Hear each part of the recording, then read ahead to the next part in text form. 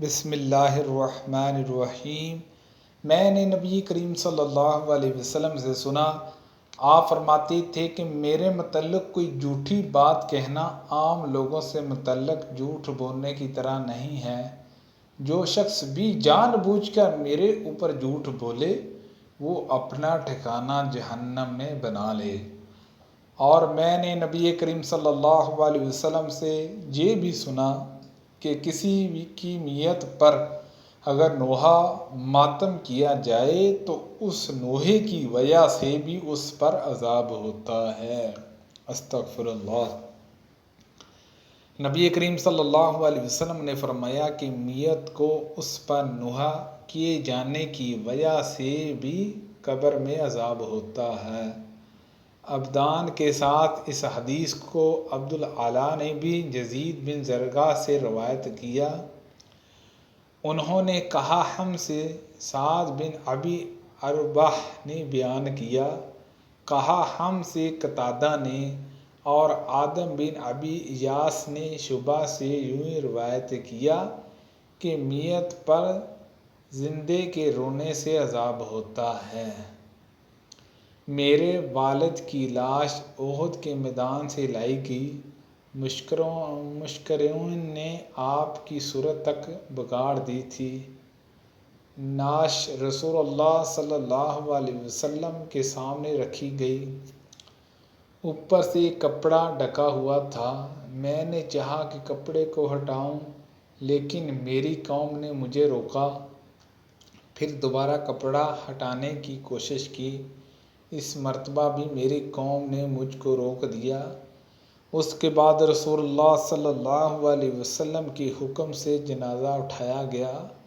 اس وقت کسی زور زور سے رونے والے کی آواز سنائی دی تو رسول اللہ صلی اللہ علیہ وسلم نے پوچھا کہ یہ کون ہے؟ لوگوں نے کہا کہ یہ عمر کی بیٹی یا یہ کہا کہ عمر کی بہن ہے۔ نام میں سفیان کو شک ہوا تھا۔ آپ صلی اللہ علیہ وسلم نے فرمایا کہ روتی کیوں ہے؟ یا یہ فرمایا کہ رویا نہیں کہ ملائکہ برابر اپنے پروں کا سایہ کیے رہے ہیں جب تک اس کا جنازہ اٹھایا گیا۔ رسول اللہ صلی اللہ علیہ وسلم نے فرمایا کہ جو عورتیں کسی کی موت پر اپنے چہروں کو پیٹتی اور گریباں چاک کر لیتی ہیں اور جاہلیت کی باتیں بکتی ہیں وہ ہم میں سے نہیں ہیں۔ رسول اللہ صلی اللہ علیہ وسلم حجۃ الوداع کے سال 10 ہجری میں میری عیادت کے لیے تشریف لائے۔ میں سخت بیمار تھا۔ میں نے کہا کہ میرا مرض شدت اختیار کر چکا ہے، میرے پاس مال و اسباب بہت ہیں اور میری صرف ایک لڑکی ہے جو وارثہ ہوگی، تو کیا میں اپنی 2/3 مال کو خیرات کر دوں؟ آپ صلی اللہ علیہ وسلم نے فرمایا کہ نہیں۔ میں نے کہا آدھا؟ آپ صلی اللہ علیہ وسلم نے فرمایا نہیں۔ پھر آپ صلی اللہ علیہ وسلم نے فرمایا کہ 1/3 کر دو، اور یہ بھی بڑی خیرات ہے، جہاں بہت خیرات ہے۔ اگر تم اپنے وارثوں کو اپنے پیچھے مالدار چھوڑ جائے تو یہ اس سے بہتر ہوگا کہ محتاجی میں انہیں اس طرح چھوڑ کر جائے کہ وہ لوگوں کے سامنے ہاتھ پھیلاتی پھرے۔ یہ یاد رکھو کہ جو خرچ بھی تم اللہ کی رضا کی نیت سے کرو گے تو اس پر بھی تمہیں ثواب ملے گا، حتیٰ کہ اس لقمے پر بھی جو تم اپنی بیوی کے منہ میں رکھو۔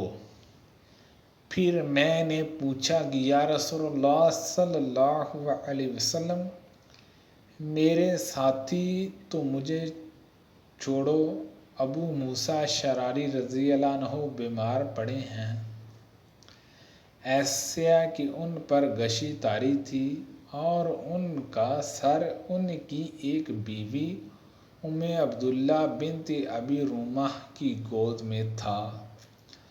وہ ایک زور کی چیخ مار کر رونے لگیں۔ ابو موسیٰ رضی اللہ عنہ اس وقت کچھ بول نہ سکے، لیکن جب اس کو ہوش آیا تو انہوں نے فرمایا کہ میں بھی اس کام سے بیزار ہوں جس سے رسول اللہ صلی اللہ علیہ وسلم نے بیزاری کا اظہار فرمایا۔ رسول اللہ صلی اللہ علیہ وسلم کسی غم کے وقت چل کر رونے والی، سر منڈوانے والی اور گریباں چاک کرنے والی عورتوں سے اپنی بیزاری کا اظہار فرمایا تھا۔ حجۃ الوداع کر کے مکہ سے جا رہے ہیں اور میں ان سے پیچھے رہ رہا ہوں۔ اس پر ان حضور صلی اللہ علیہ وسلم نے فرمایا کہ جہاں رہ کر بھی اگر تم کوئی نیک عمل کرو گے تو اس سے تمہارے درجے بلند ہوں گے، اور شاید ابھی تم زندہ رہو گے اور بہت سے لوگوں کو، مسلمانوں کو تم سے فائدہ پہنچے گا، اور بہنوں کو، کفار مرتدین کو نقصان۔ پھر آپ صلی اللہ علیہ وسلم نے دعا فرمائی، اے اللہ میرے ساتھیوں کو ہجرت پر استقلال عطا فرما اور ان کے قدم پیچھے کی طرف نہ لوٹا۔ لیکن مصیبت زدہ سعد بن خولہ تھے اور رسول اللہ صلی اللہ علیہ وسلم نے ان کے مکے میں وفات پا جانے کی وجہ سے اظہار غم کیا تھا۔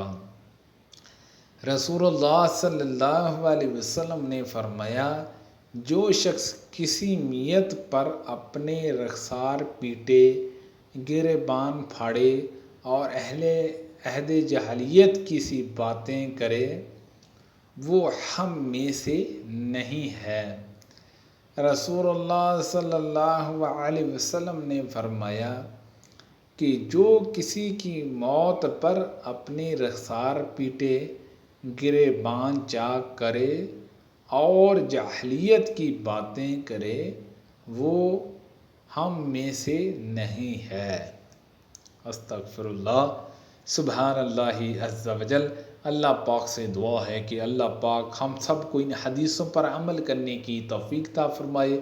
اللہ پاک ہم سب کو صحت و تندرستی عطا فرمائے۔ آمین بجاہ النبی الامین صلی اللہ علیہ وسلم۔